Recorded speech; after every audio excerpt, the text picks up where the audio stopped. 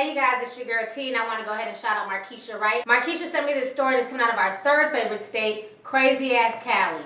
So what's going on is that there's a real sad story about a 13-year-old girl. Her name is Jahi McMath, and basically she went in for a tonsil surgery to cure her sleep apnea. Sleep apnea is when you stop breathing in your sleep. So they decided to get her tonsil surgery so that would help her sleep apnea. And what they're supposed to do is just remove her tonsils. And I'm not really sure what happened, but the girl ended up having really bad breathing problems, and then she was also spewing out a lot of blood, and she ended up going into cardiac arrest, and she's been brain dead for the past 5 days. But her family does not want to remove her off of life support because they feel like there's still a chance that she could come back too. So this is causing a lot of controversy on the internet. A lot of folks are saying that they need to pull the plug and, send the girl home, back to God. And other folks are saying, they need to respect the family's wishes and just let the girl stay on life support. So I'm going to go ahead and play you guys this news clip, and I will come back with the rest of my commentary. Case of a young girl on life support just days after a routine surgery at Oakland Children's Hospital. Tonight, her family says they've won a victory. The 13-year-old girl at Oakland Children's Hospital has been declared brain dead. Her family says the hospital will not remove her from life support. KTVU's John Fowler live at the hospital with the thorny medical and legal issues that really are intertwined here. John? Well, this is an unfolding tragedy tonight, and made worse in some ways by medical technology. Please save Jahi. She's our earth angel. It's not her time to go. Desperate and heartbroken, Jahi McMath's family refuses to give up. And I just don't think I'll be able to just sit here and just let them take her like that. I'm her mother, so I will fight for her to the end. But the end came 5 days ago, doctors told the family, declaring the 13-year-old brain dead. No one's saying why, but she died after a routine tonsillectomy and adenoidectomy. The surgery was supposed to help Jahi's sleep apnea. The hospital has now backed off from the efforts to remove life support. And I want her on as long as possible because I really believe that God will wake her up. Despite the family's prayers, medical ethicists say no one has ever recovered from brain death. It is not a coma or vegetative state. Ethicists say brain death means dead, legally and actually, that no one is required to keep a dead body on a ventilator. American Academy of Neurology guidelines require only one bedside exam. Children's Hospital has apparently done several. Experts tell me the hospital is extending Jahi's life support only out of compassion for her surviving family, who almost cruelly now see the appearance of life. If her heart is still beating, then why are you trying to take her off life support? Obviously, there's still a chance that she can survive. Coming up at 6, I'll have the surprising next steps for Jahi, both medically and legally. Reporting live in Oakland, so you guys just watched a news clip, and while my heart goes out to the family, and I feel really bad for her mother, Nailah, and being that I have a child about the same age as she does, my heart definitely goes out to her. I feel very, very bad. Nobody wants to lose a child, especially under these circumstances, But from everything I've read and from everything I've been researching the past 5 days, once you've been declared brain dead, there's technically no coming back from that. Nobody has ever come back from being brain dead. Comas, yes, but not brain dead.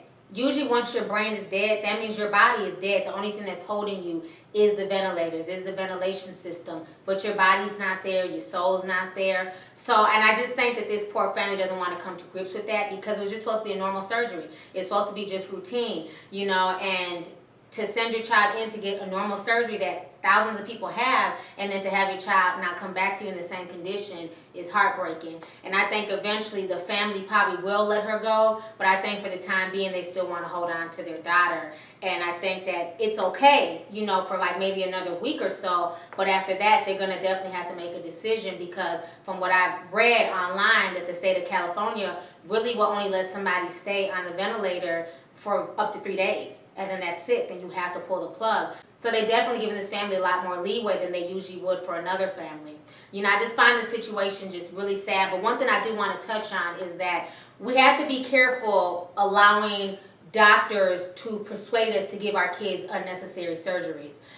They said that this young girl had sleep apnea. She was also developing type 1 diabetes, which a lot of American kids are starting to get. And I also noticed that the little girl's only 13 years old and she was overweight. I'm not trying to be funny. I'm not trying to be facetious. This is just me coming real as a mother. I think a lot of times, a lot of different ailments that affects kids, everything from ADD, ADHD, sleep apnea. I think a lot of things have to do with diet. I think, because I know even with my one friend, he had sleep apnea as well. He was grossly overweight. But once he started dieting, changing his eating habits, working out more, his sleep apnea went away. So sometimes it's not looking for a quick fix. Sometimes it's not necessarily, going towards a tonsil surgery. Sometimes it's something as simple as cutting back what you eat, working out, losing weight. I'm not saying that's the be-all, end-all. I'm just saying try our avenues. Use this woman's situation and her tragedy, as a lesson. That's how I take every video I do. I always look at it as some type of lesson. So in the future, if the situation arises with somebody I know, I can say, well, look at, Jahi's case. Maybe what this little girl went through was a blessing to tell other parents that might not be the route that we all need to take. Maybe we should all take an alternative route. Because a lot of doctors, a lot of physicians, let's be real, the medical profession, surgery, all that stuff is a hustle.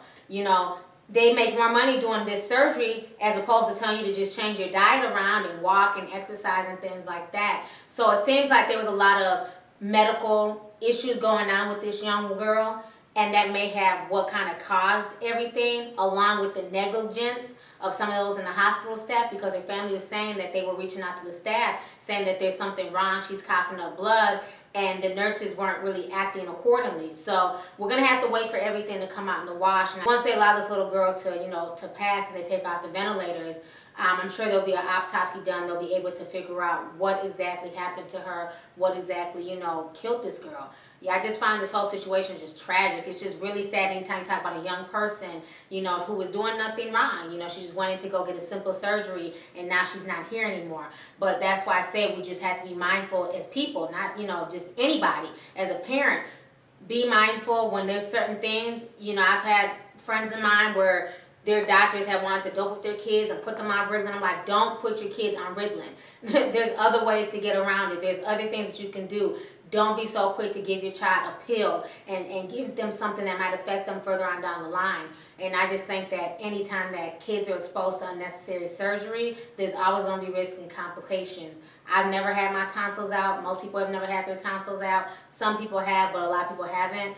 I figure it's there for a reason. But there's a lot of things that can happen with kids when they do have to go, have their tonsils out. A lot of folks think it's just something simple, but it can be, it can always turn for the worse, and that's with any surgery. So this whole situation is just sad. So anyways, go ahead and leave a comment. Let me know your thoughts on the entire situation. And do you agree with them keeping this young girl on life support, even though she was declared dead a week ago? Do you agree with their decisions to keep her on life support? Do you think there's a chance that she may come back too? Or do you think that the family's just trying to hold on? So let me know your thoughts. All right, deuces.